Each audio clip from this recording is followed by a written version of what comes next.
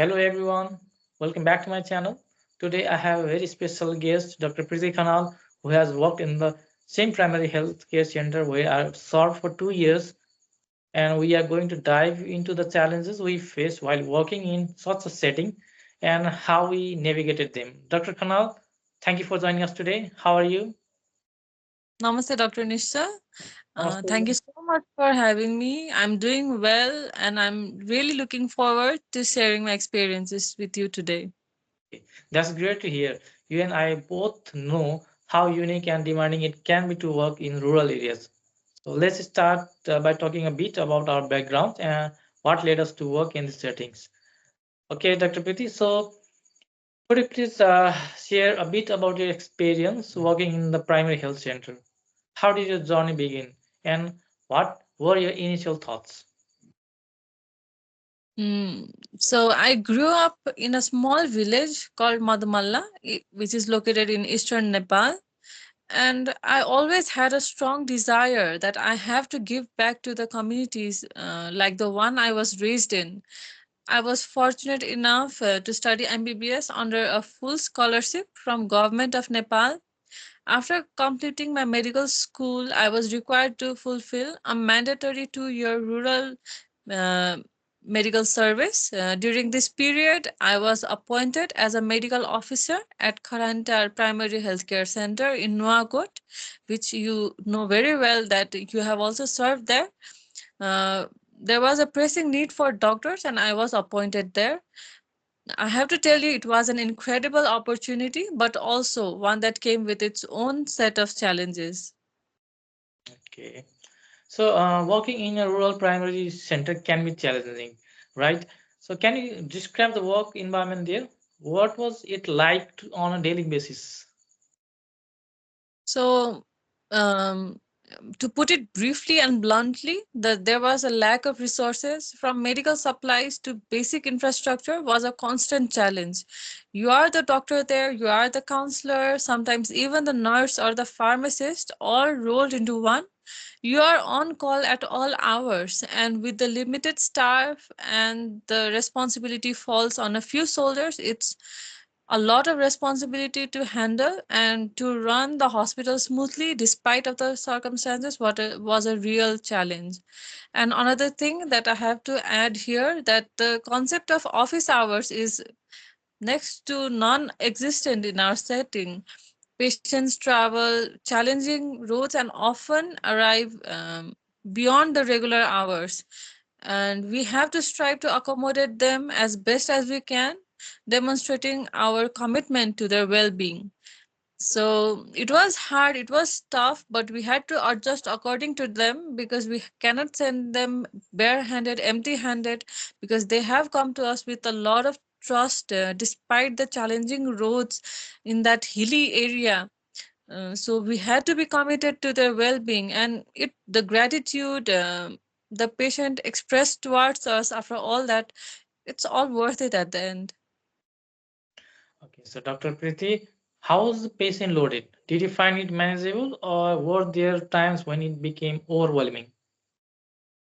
So the patient load was more on Sundays and Fridays, but it was manageable week. Difficult part was that OPD and emergency ran side by side, and we had to run it with the limited staff that we had. There were no separate rooms and no separate staff for the emergency department. So what we had for the OPD, we had to manage the same staff for the emergency as well.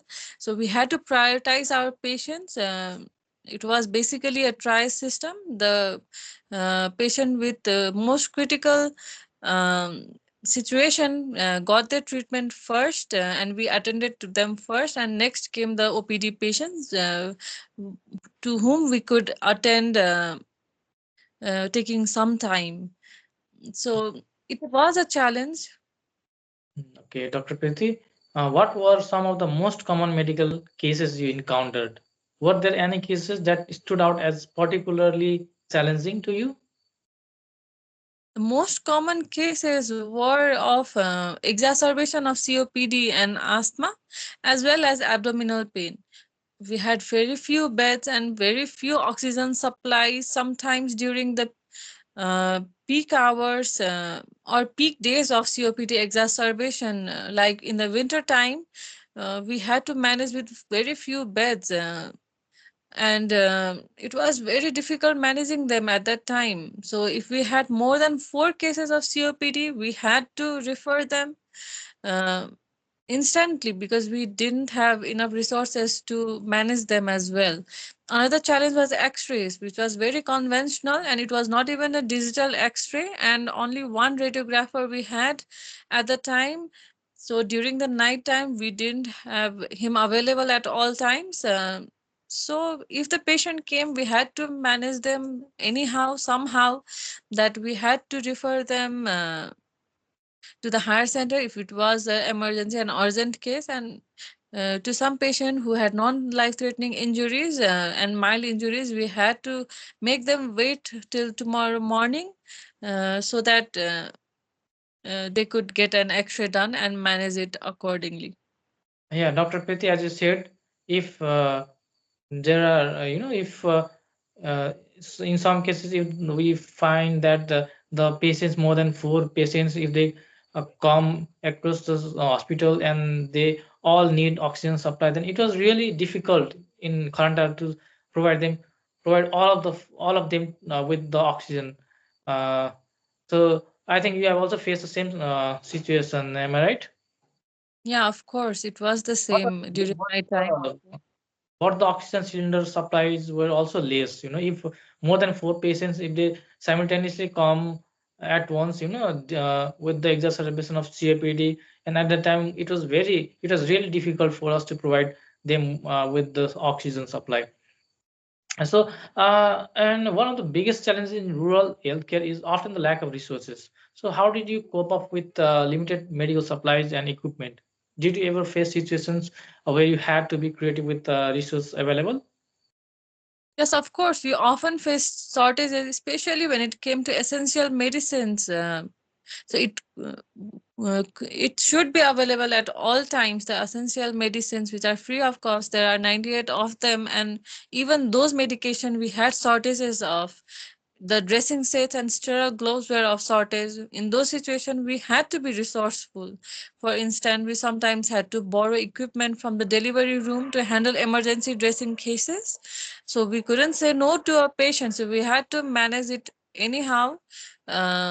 We used betadine over loose gloves to make it as sterile as possible. It wasn't ideal, but we did our best. What we had to ensure patient care wasn't compromised. So, by loose gloves, you mean to say clean gloves, am I right?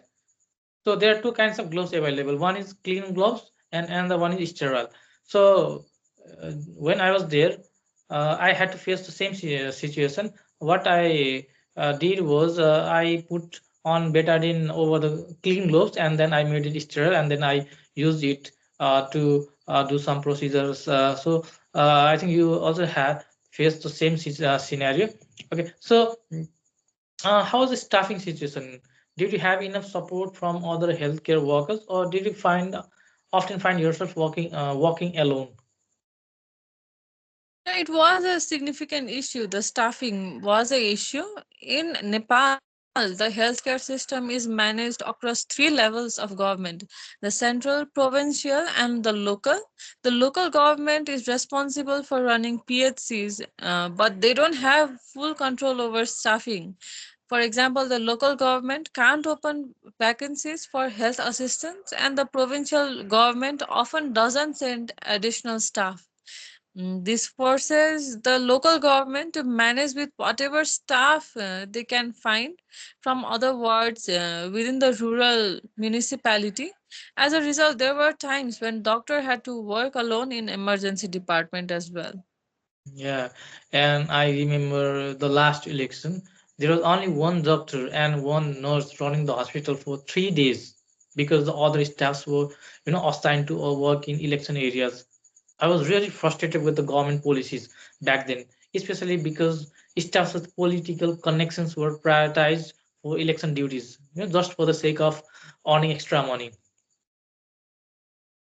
Yeah, So, that's the even today. yeah, I can understand. So, communication with the local community is crucial, Dr. Preeti. How did you find interacting with patients who might have limited else literacy? Were there any language barriers or cultural differences that made it difficult to provide care in that hospital? So I was fortunate enough to work in an underserved Tamang community where I didn't face many challenges with communication. The languages we used were the same. The community was welcoming, and while there were some cultural differences, they didn't create significant barriers. I have to say that they were very welcoming people and they used to treat us with much respect. It was a rewarding experience to connect with patients who appreciated the work and the care we provided. Yeah, Doctor. So, looking back, how do you think working in the primary center has contributed to your personal and professional growth? What skills or lessons have you taken from this experience? So, the biggest lesson I have learned that the best patient care goes beyond just medication. The effective communication and patient centered approaches are the key. Patients often seek validation from multiple resources, and a simple conversation can significantly improve the adherence to treatment. They all just need counseling. For them to adhere to the treatment, we have to let them know what they are taking medications for. It's as simple as that. Patients, resourcefulness, and the importance of community engagement is very crucial to effective patient management. So, working in rural Nepal taught me that medicine is not just about clinical skills, but also about connecting with people and understanding their context. It is very important to understand, the context and to provide them quality care, and that falls under value-based medicine. That is the important thing we should understand. We have to take care of the patients not from the aspect of treating them. We have to take care of them in every aspect, and we have to follow the principle of value-based medicine. That's really important in our hospitals, in our profession. Yeah, of Okay, course, so I agree yeah. with you. So can you share memorable experience that had a significant impact on you? Yeah, the one that stands out was treating a young girl with severe pneumonia. We didn't have oxygen or advanced medications, but with basic supportive care and a lot of determination, she recovered. We managed with what we had, the simple medications. We used it quite judiciously to treat her, and at the end, she recovered. It was moments like this that reinforced why I was there. So, there are many memorable instances, but this case is one of them. So, Dr. Preeti, you said that you did not have oxygen supply at that time. So was there really scarcity of oxygen during that time? Or can you please elaborate that?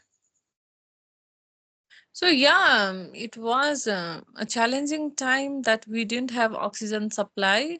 So, most of the cylinders were taken by the local people. So, there's that as well. The leaders, they provide with the oxygen cylinders of the hospital Yeah, I to think those the all. local people in order to gain the votes for the election. So they don't care if the hospital has the oxygen or not. They don't care what will happen to the patients that come, but to fulfill the demands of one or two people, the single oxygen cylinder were taken to their homes and it kind of disappeared there. It was never returned. So many of our oxygen cylinders are missing, many of the concentrators are missing. So this is the case in the local Yeah, levels.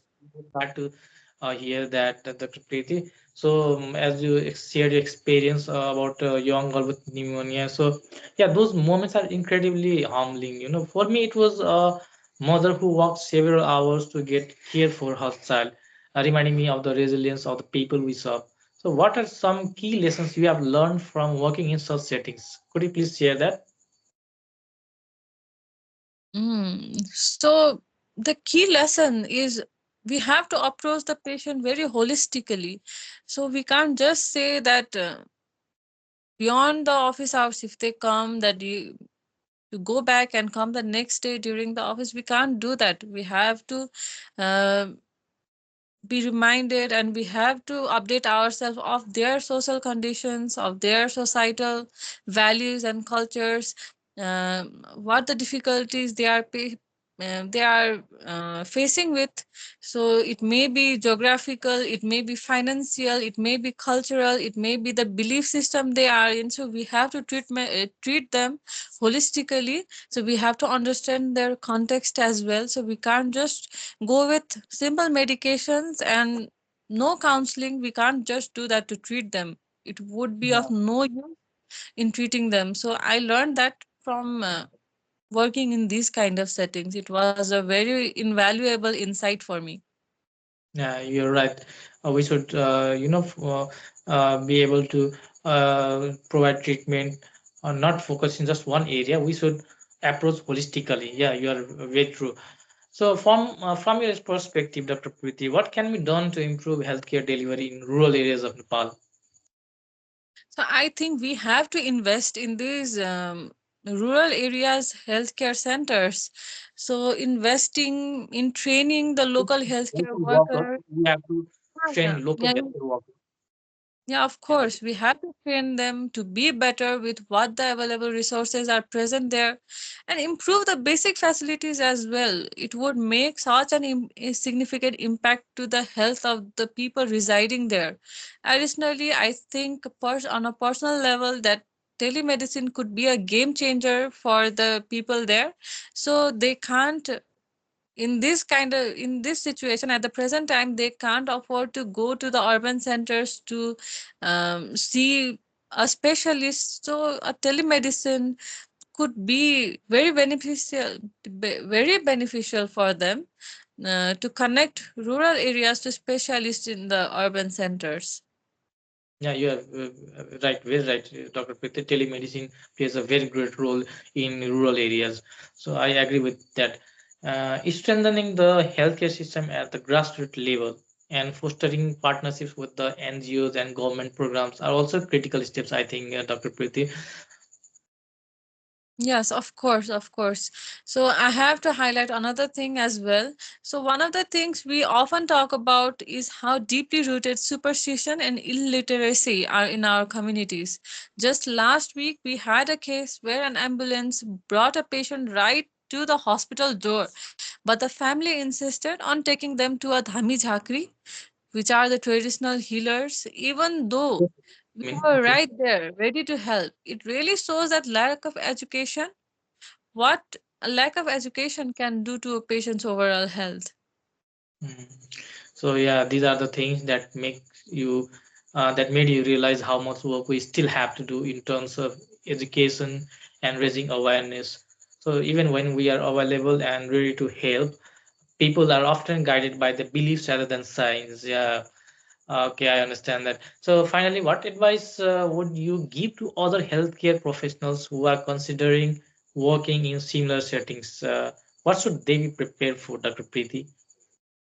So I say to them, go for it. It will be challenging, but the experience is incredibly rewarding. Be prepared to step out of your comfort zone, learn to adapt, and always keep the patient's well being right at the center of your work. It will all be worth it at the end when the patients come for follow up or they meet you at the way thanking you for your treatment and saying to you that you have cured them of their illness, we have provided with best counseling and best treatment. That is the reward at the end. What else do we need?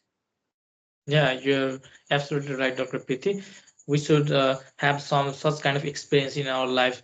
Then only we can understand the real scenario of healthcare system in Nepal. Uh, okay, so Dr. Preeti, it's been a pleasure having this conversation. It's really inspiring to hear how you have tackled the challenges in a rural setting. So your insights truly reflect the heart of rural healthcare in Nepal. Thank you for sharing your journey with us, Dr. Preeti. Thank you so much, Dr. Nishchal. Thank you for having me. It's been a wonderful time to share and reflect on these experiences with you here today. Okay, thank you, Dr. Priti. So, to our viewers, we hope you found this discussion insightful. If you are interested in hearing more stories from the frontliners of rural healthcare, do not forget to like, comment, and subscribe. So, until next time, stay healthy and take care. Bye bye. Have a great day ahead.